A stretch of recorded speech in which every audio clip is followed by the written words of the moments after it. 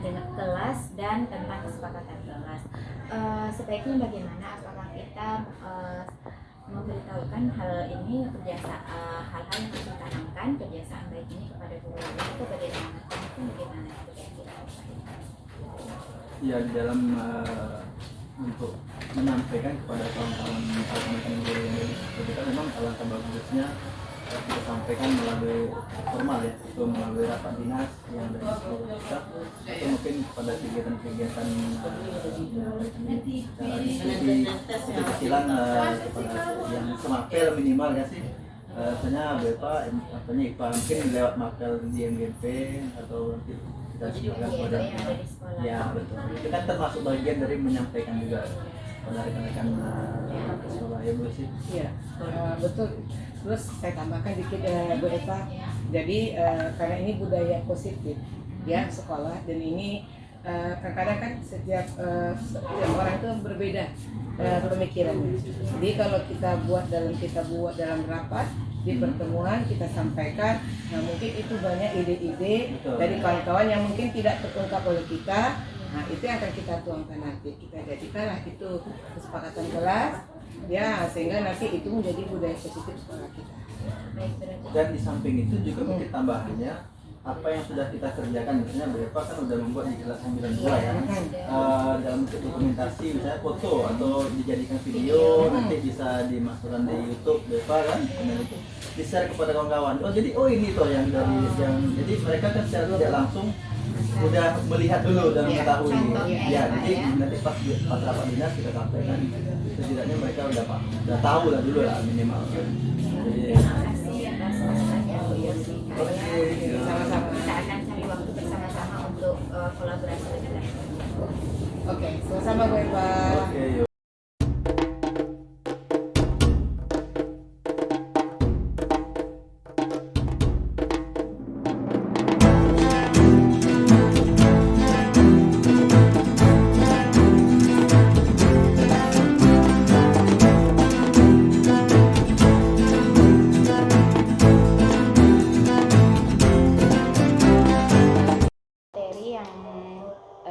dapat dari guru penggerak, yaitu materi yang sebenarnya ujungnya adalah untuk menciptakan profil pelajar Pancasila. Nah, jadi profil pelajar Pancasila di sana sudah ada kreatif, bernalar, kritis, mandiri, bergotong royong, kebenekaan, dan beriman dan bertakwa kepada Tuhan Yang Maha Esa. Nah, bagaimanakah cara pencapaian profil Pancasila? Nah, jadi dari berbagai hal itu kita bisa sudut pandang itu bisa kita capai. Nah, dasar apa sih dari profil pelajar Pancasila? Dasarnya adalah dari filosofis Ki Hajar Dewantara.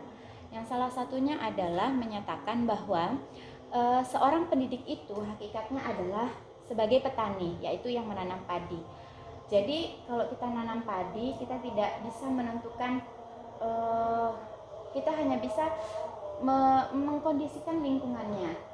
Tanahnya seperti apa, penyiramannya berapa kali, pencahayaan mataharinya mau seberapa banyak, begitulah ibaratnya. Jadi kita ke siswa juga seperti itu. Kemudian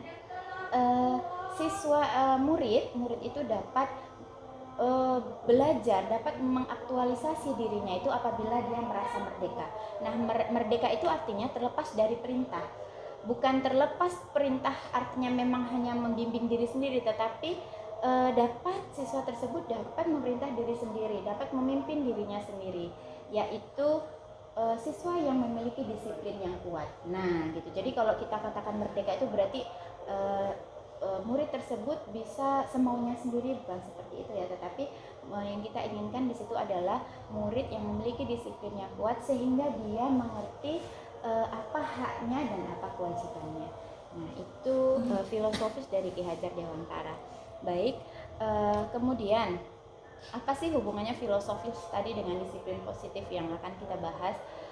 Jadi begini, guru kita ini seperti yang tadi diumpamakan kita itu sebagai petani, hanya bisa memberikan pengaruh yaitu dengan cara menanamkan motivasi kepada murid, yaitu mau jadi apa mereka. Nah, mau menjadi orang yang seperti apa mereka, dengan menghargai diri sendiri dengan nilai-nilai yang mereka percaya. Jadi kalau misalnya disiplin itu hanya karena sekedar untuk hanya sekedar untuk memenuhi kebutuhan, hanya sekedar untuk agar tidak terkena punishment ya Bu. Anak kita kan kalau disiplin yang kita tahu sekarang ini kan mereka hanya agar tidak terkena punishment atau agar mendapatkan reward. Nah, gitu kan. Jadi yang sekarang ini yang disiplin positif yang ditanamkan, yang kita bahas sekarang adalah bagaimana kita menanamkan nilai-nilai yang dipercayai. Ketika kita yakin dengan nilai-nilai, ketika anak itu yakin dengan nilai-nilai yang mereka percaya, yang mereka sendiri menentukan nilai-nilainya itu, maka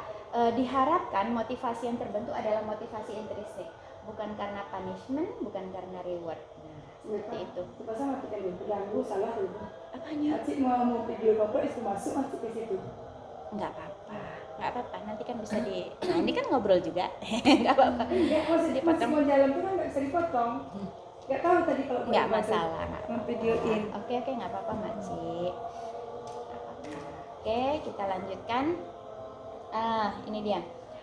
Jadi budaya positif pada modul yang sudah kemarin itu sudah dipelajari ya, merupakan salah satu cara yang dilakukan guru untuk membantu siswa tumbuh maksimal mempunyai karakter profil pelajar Pancasila. Jadi seperti yang dibahas di awal tadi, dengan cara membangun budaya positif yang berpihak pada murid, membangun keyakinan atau visi sekolah yang menumbuhkan pengembangan budaya positif.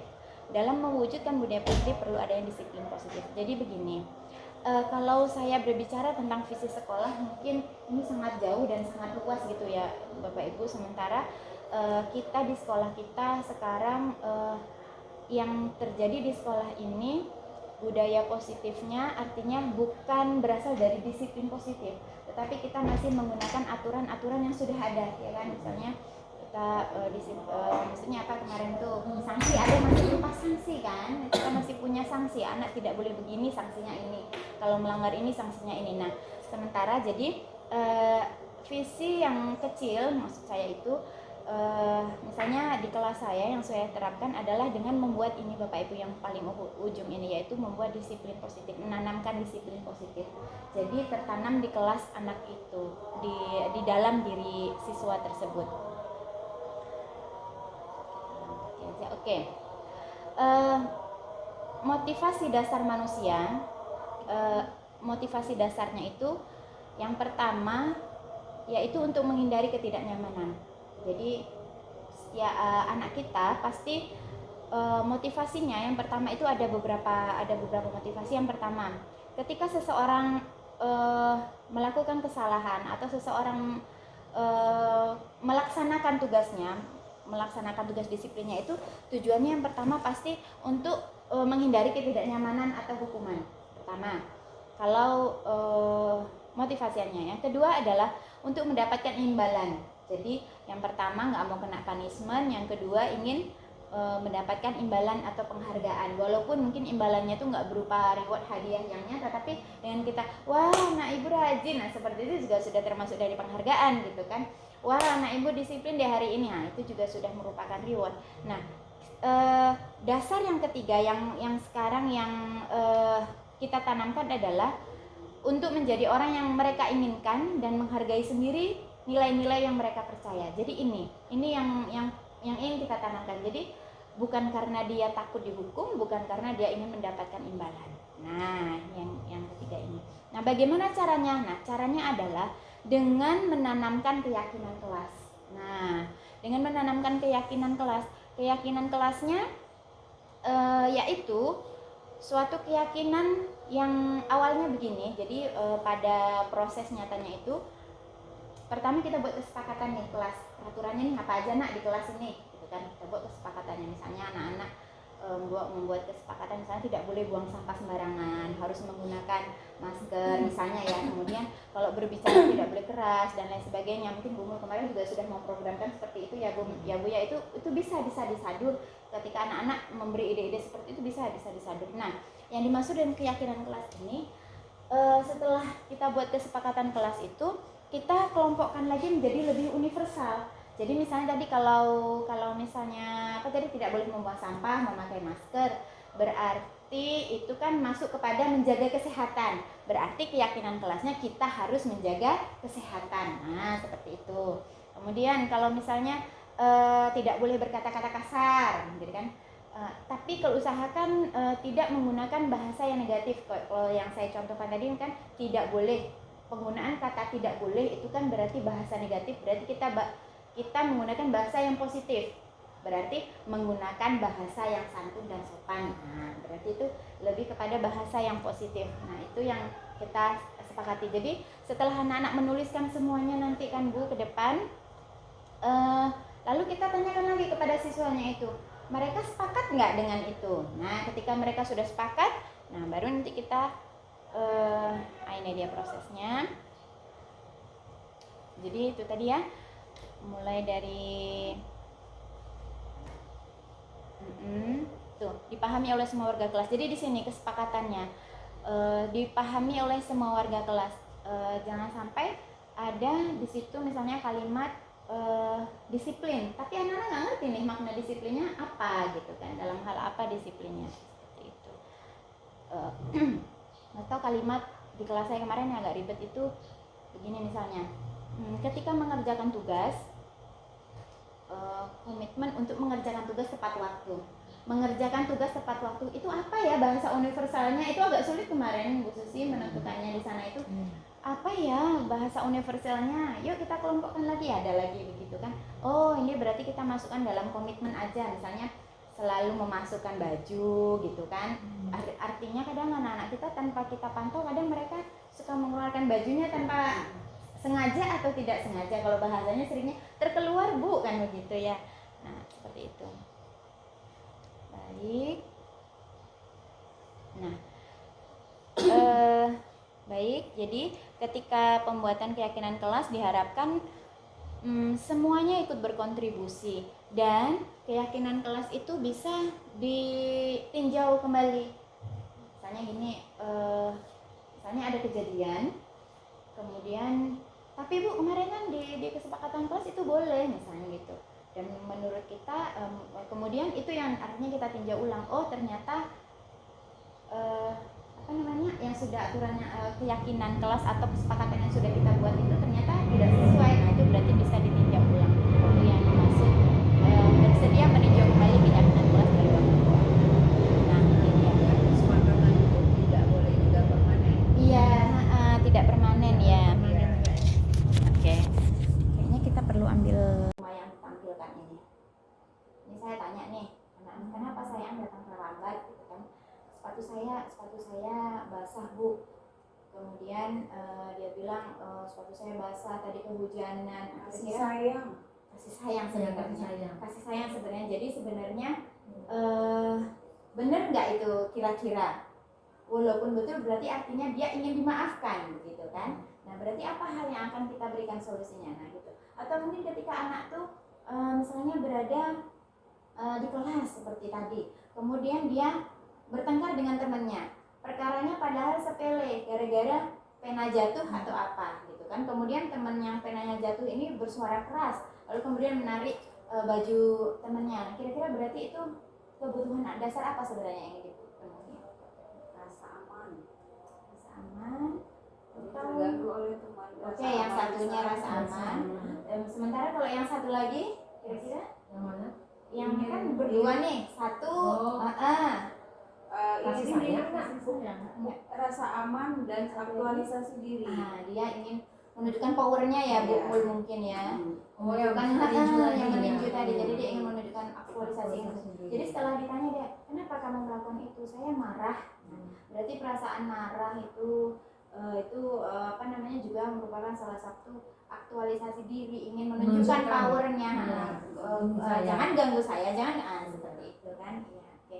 Jadi 5 hal ini, kenapa kita harus tahu kebutuhan dasar ini agar kita bisa memetakan siswa kita itu ketika dia melakukan kesalahan itu kemana arahnya. Nah, seperti itu. Baik. Ini posisi kontrol. Jadi 5 posisi kontrol. Ketika kita sedang berhadapan dengan permasalahan pada siswa, ada 5 posisi kontrol yang dapat kita lakukan. Kira-kira dari 5 posisi kontrol ini, rekan-rekan sering menerapkannya yang mana?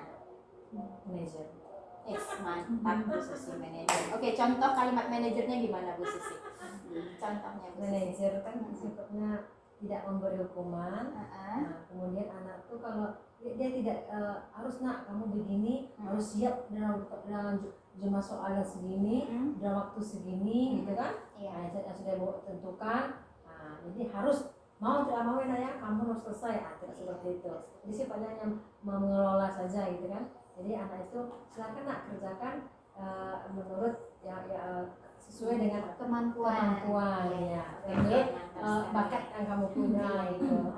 Bagus sekali. Tetapi tidak jarang juga kita masih berlaku sebagai penghukum Bu Iya, Susi. selalu. Nah, itu tidak jarang Bu Susi. Sementara nah yang merah yang penghukum ini tuh yang seharusnya kita hindari kan.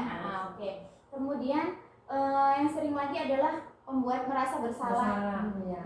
Misalnya dengan kayak gini, sering kali kita lakukan tuh, kan kemarin kan ibu sudah bilang, Ya, ibu minta iya. tolong sama kamu. Nah, Minta kata-kata tolong, seperti iya. itu membuat anak merasa bersalah. Jadi dia melakukan perubahan dasarnya adalah merasa kasihan atau bagaimana dengan guru tersebut, sama posisinya ketika kita menganggap dia sebagai teman. Sehingga kekurangannya adalah ketika nanti itu terjadi dengan peristiwa dengan guru yang lain, dia tidak akan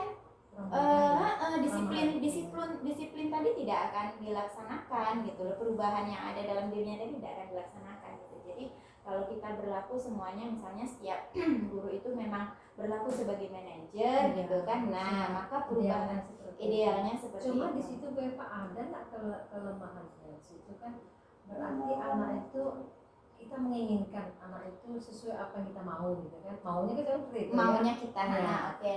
Ya, sesuai dengan yang kita arahkan. Tapi kalau kita berpihak pada murid tadi kan sesuai dengan kemampuan dia, gitu kan? Apa yang dia punya kan mereka belajar, gitu kan? Itu nggak ini ya, nggak ada ketercapaian nanti ya. Oh gitu, Iya. oke.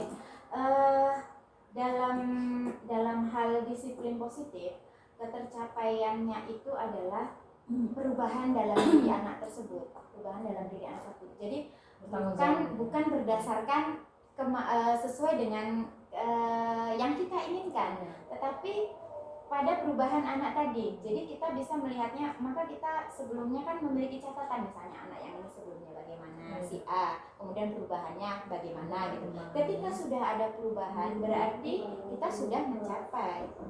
Demikian Dan kira-kira. yang satu lagi sebagai benang merah khususi, perubahan yang dimaksud dalam budaya positif ini bukan pada aspek kognitif, Karakternya. karakternya gitu. Jadi di situ dia, jadi perubahan perilaku, perubahan perilakunya. Jadi kalau masalah kognitif anak itu kodrat, kita tidak bisa mengubah itu. Berarti penekannya karakter ya. Karakter, tibanya karakter. pencapaian pelajar profil Pancasila Ya, tadi, karakter.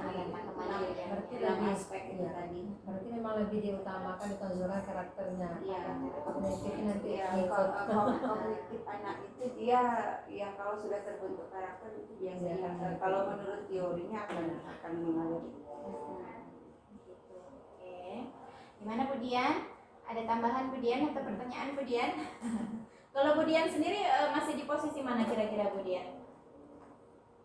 Ya. Karena lebih sering ke penghukum. Iya. Oke, berarti kita perlahan-lahan ya Bu Dian, kita maju bersama-sama. Saya juga masih belajar. Saya juga masih belajar. Saya lebih pada ke pemantau biasanya Bu Susi. Belum lagi ke manajer Bu. Saya gitu kan. Tapi sekarang masih berusaha belajar. Saya untuk tadi menjadi ke- mengapa kalau saya Kadang pribadi memang tadi kan saya membaca manajer dari bahasa ya Inggrisnya itu kan hanya mengelola saja, Iya, kan? iya. Tapi pada prakteknya itu belum sampai saya ke sana. Tetap masih dalam di bawah Oke, itu. iya. Semuanya kita ini kan masih ke tahapan proses. Iya. Nah, ada kalanya memang hukuman itu memang harus juga diterapkan, tapi mungkin caranya yang perlu dilakukan. Tapi kalau dapat dihindari dan kita pilihlah hukuman itu yang memang hukuman yang mendidik, gitu kan. Nah, itu memang ada punishment itu memang bisa juga dilakukan bebas. Tapi caranya mungkin yang Oke, yang pasti tanda bawahnya adalah tidak membuat jeda. Tidak boleh punishment yang membuat jeda. Sehingga nanti anak itu ya ketika dia akan menunggu pelajaran itu dan hal itu dia takut Ah, gitu kan. Ya, ending dari budaya positif ini adalah well-being, yaitu tadi mencapai kesejahteraan siswa tadi, siswa merasa aman, Enjoy dia ya, well-being yang baik. Nah, itu yang perlu Iya. kesabaran ya Bu Eva ya. Oke. Ada gitu yang sudah sisa. Yang ini yang terakhir, bagaimana sih caranya sebenarnya kalau misalnya terjadi permasalahan pada siswa kita, pada murid kita. Nah, yaitu dengan melakukan restitusi. Nah, jadi restitusi ini adalah proses menciptakan kondisi bagi untuk memperbaiki kesalahan mereka sehingga mereka bisa kembali pada kelompok mereka dengan karakter yang kuat. Jadi begini, ketika anak melakukan kesalahan, tidak perlu kita mengeluarkan energi marah-marah. Nah, jadi kita panggil, solusinya adalah panggilnya secara pribadi, tidak di depan umum, jadi dipanggil secara pribadi, kemudian ditanyakan. Yang pertama, restitusi segitiga yang pertama adalah menanyakan kesalahannya. Dia tahu nggak apa kesalahannya? Ketika seorang anak sudah sadar apa yang dilakukannya, dia tahu kesalahannya, itu sudah nilai plusnya. Sudah nilai plus. Jadi berbeda dengan mereka yang tidak mau tahu apa salahnya. Nah, jadi ketika dia sudah mengerti apa salahnya, apa kesalahannya, gitu kan. Tahu nggak anak kenapa kamu dipanggil? Tahu nggak? Iya Bu, saya tahu. Apa kesalahannya? Tahu misalnya kan. Nah, itu sudah merupakan nilai positif. Nah, kemudian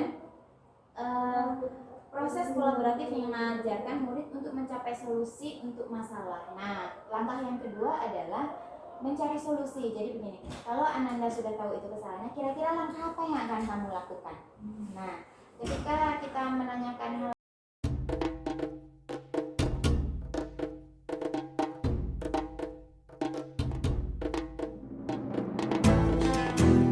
baik anak ibu, jadi sebelum kita memulai pelajaran kita, kita akan membuat kesepakatan kelas seperti yang sudah jelas. Dan kita pahami bahwa segala sesuatu yang dasarnya itu motivasi dari luar itu tidak akan bertahan lama pada diri kalian.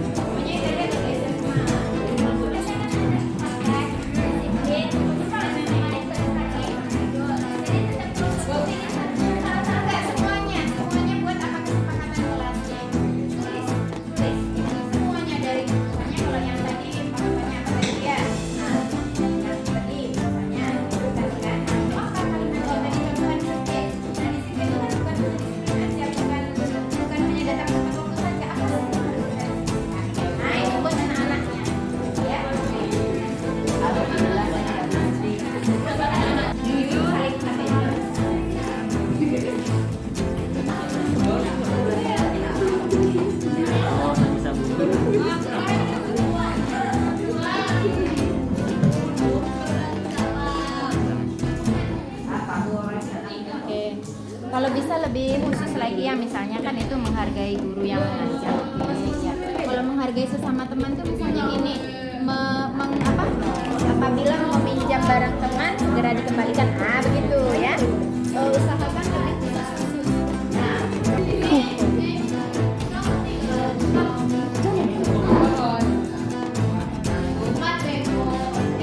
bertanggung jawab.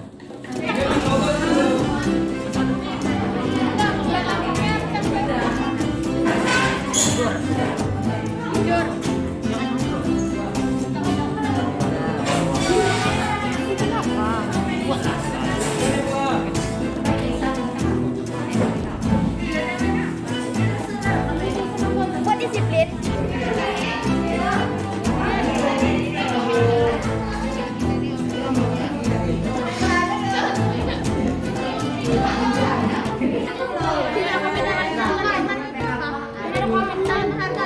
Ya.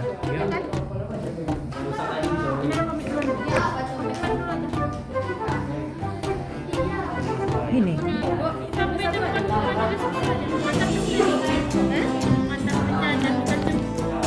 Menghargai pendapat orang itu tidak berbeda.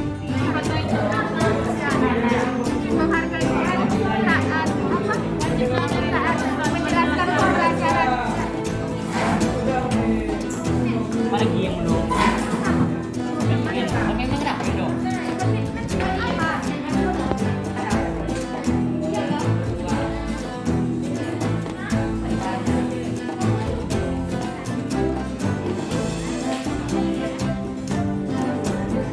Tampak seperti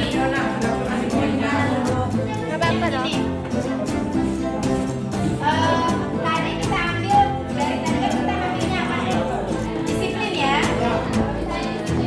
Ini salah satu yang tampak seperti berarti kan hadir, tepat, berarti yang tidak tampak seperti tidak tampaknya terlambat, hadir.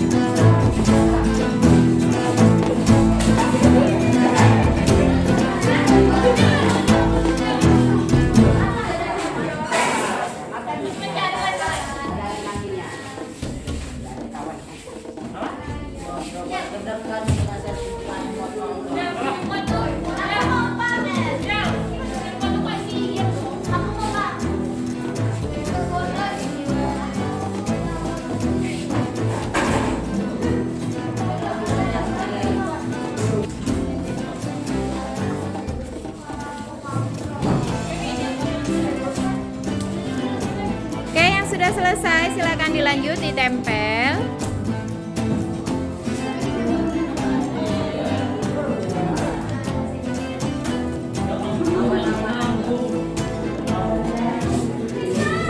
Angel, kelompok Angel belum selesai?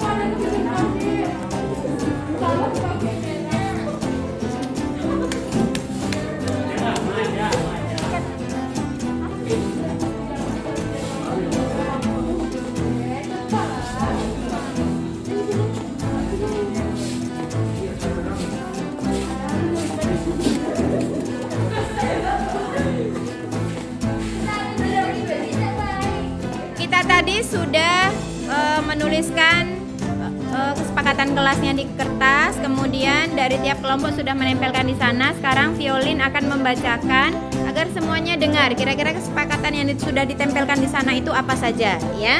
Ayo silakan Violin dibacakan. Nanti teman-temannya setiap poinnya itu disetujui atau tidak, gitu ya. Ayo silakan Violin dibacakan.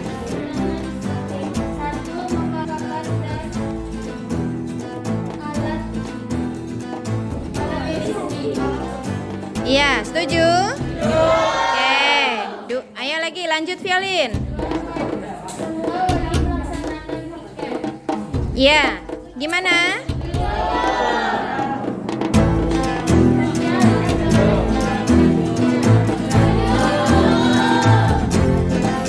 Yang kuat suaranya, biar temannya dengar.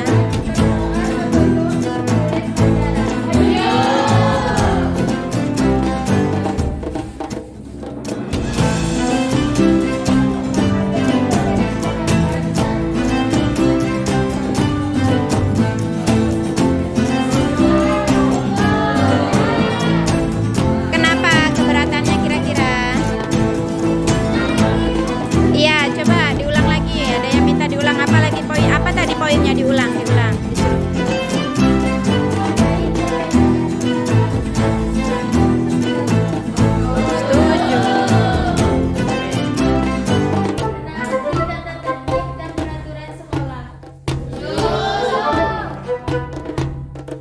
Tidak mengenakan perhiasan aksesoris atau menemui para sekolah supaya tidak terjadi Jadi itu perlu digarisbawahi, artinya kelas kita sepakat, berarti tak boleh ada yang pakai perhi, kecuali kalau yang perempuan anting-anting dan jam tangan boleh. Nggak usah pakai cincin ya. Oke Tasya. Nah, kan bukan cincin tunangan kan? Kan, oke. Udah. Lanjut, Violin. Iya kan?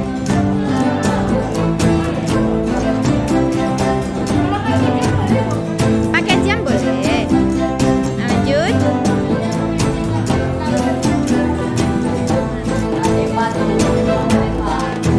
Apa kejadian ini di kelas kita? Sering terjadi. Maksudnya pakai kata-kata langsung atau tak langsung? Maksudnya gimana? Contohnya, Ibu.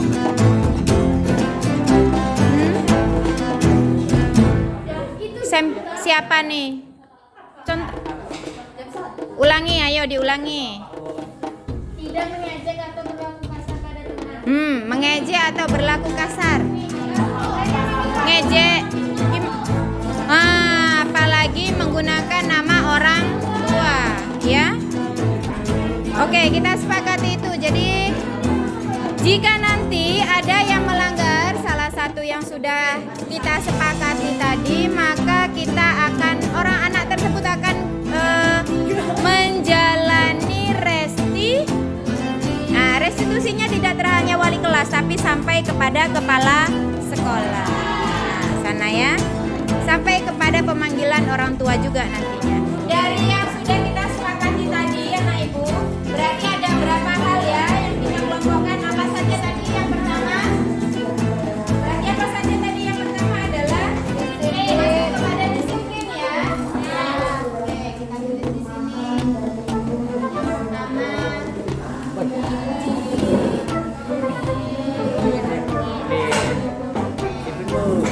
yang kedua,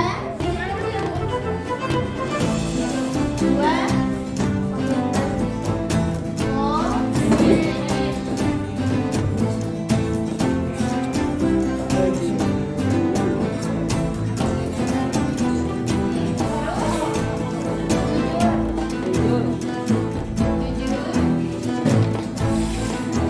Saling menghargai.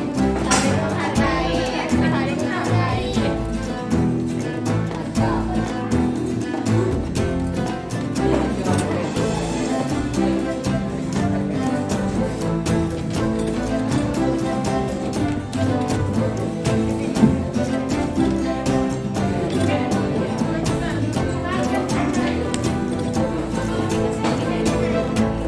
Yuk kita baca sama-sama, nanti kita tambahkan gambar pada setiap keyakinan kita ini. Yang pertama adalah disiplin.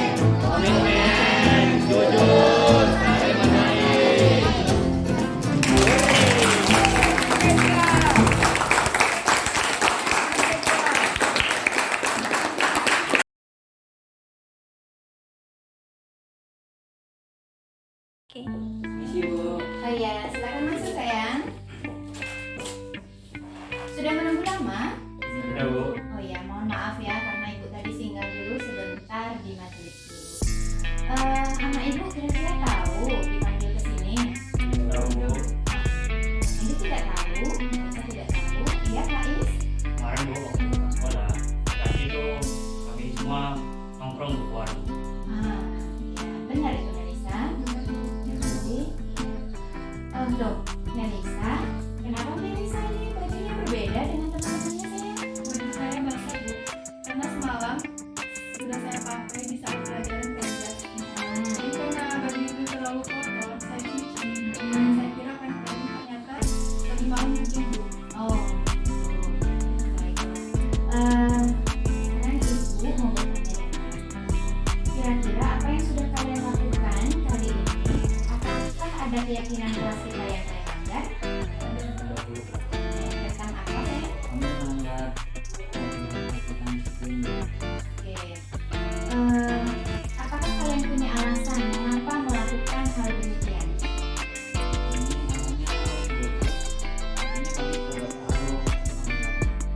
Oh, jadi karena haus lalu nongkrong. Niatnya sih cuma minum doang, tapi gara-gara keasikan berbicara jadi kami jadi lupa waktu. Baiklah, anak ibu, kalian bertiga bukanlah satu-satunya yang pernah melakukan kesalahan ini.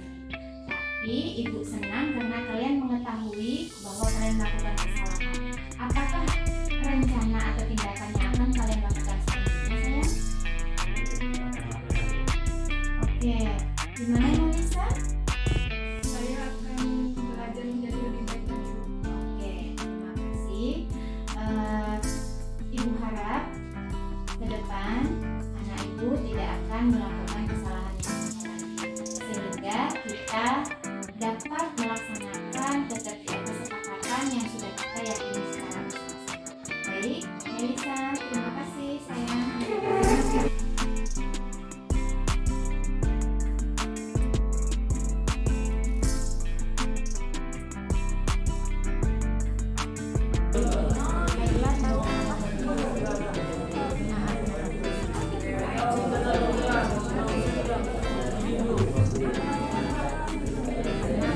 Kemarin jadi saya dapat gelang ini dari ibu untuk belajar apa ini?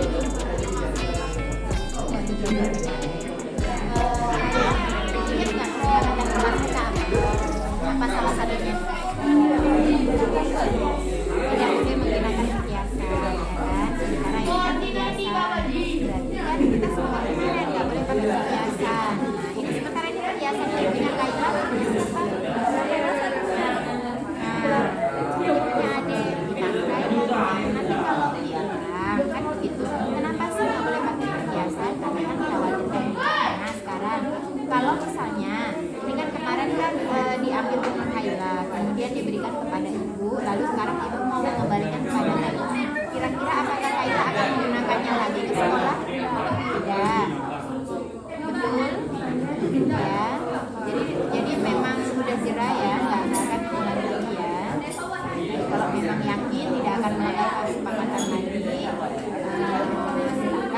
Jadi gunakan kapan kira-kira akan menggunakan perhiasan itu?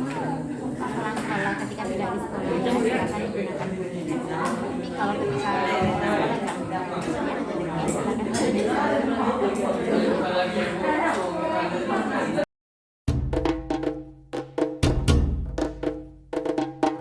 Apa kabarnya Bu Susi? Kabar baik Bu Eva. Bu Susi gimana nih?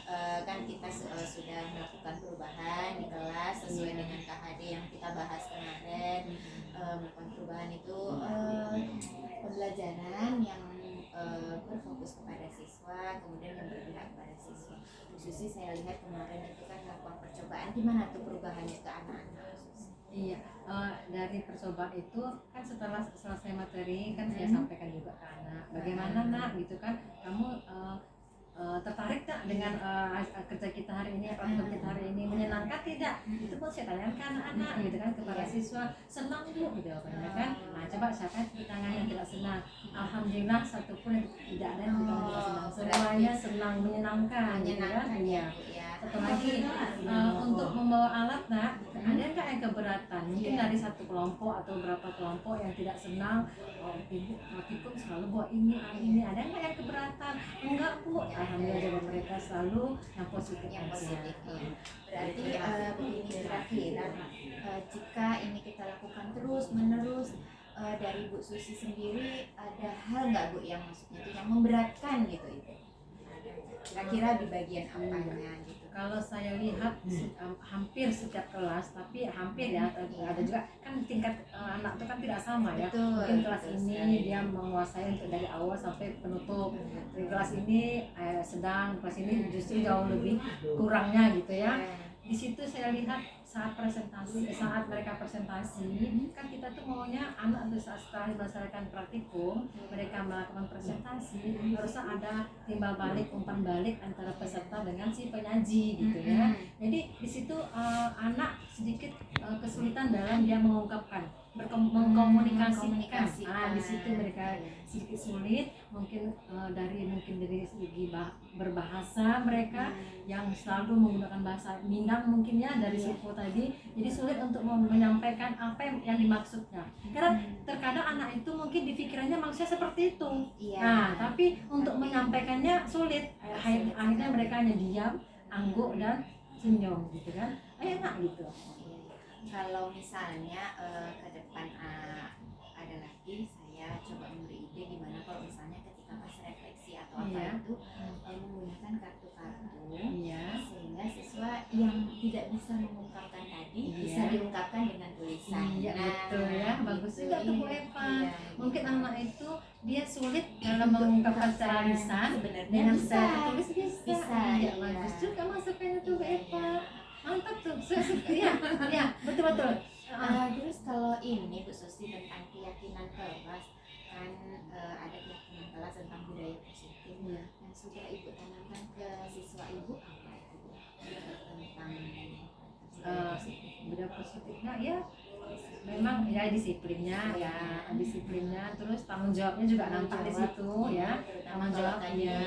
Terus mereka praktikum, terus mereka mungkin di satu kali pengamatan mereka tidak berhasil. Loh Bu, ini kelompok saya kok nggak meletus ya Bu ya?